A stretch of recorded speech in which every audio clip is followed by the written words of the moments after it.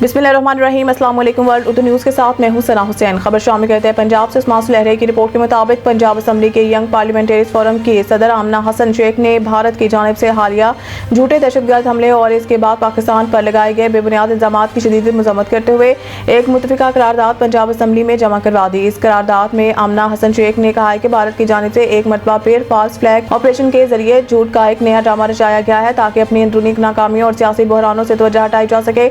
इस तरह के वाकयात अब महज इत्तफाक नहीं रहे बल्कि एक मुनज़्ज़म हिकमत अमली का हिस्सा बन चुके हैं, जिसके जरिए भारत ने सिर्फ पाकिस्तान को बदनाम करने की कोशिश करता है बल्कि खित्ते के अमन को भी खतरे में डाल देता है। उन्होंने वाज़ेह किया है कि पाकिस्तान अमन चाहता है मगर कमजोरी नहीं दिखाएगा। अगर भारत ने पाकिस्तान के खिलाफ जारियत की कोशिश की तो हमारा जवाब वो होगा जो तारीख याद रखेगी। पाकिस्तान की अफवाज, रियासी इदारे और अवाम मुकम्मल तौर पर मुतहद और तैयार हैं। हम न सिर्फ अपनी सरजमीन का दिफा करेंगे बल्कि हर इस साजिश को भी बेनकाब करेंगे जो हमारी खुद मुख्तारी के खिलाफ हो।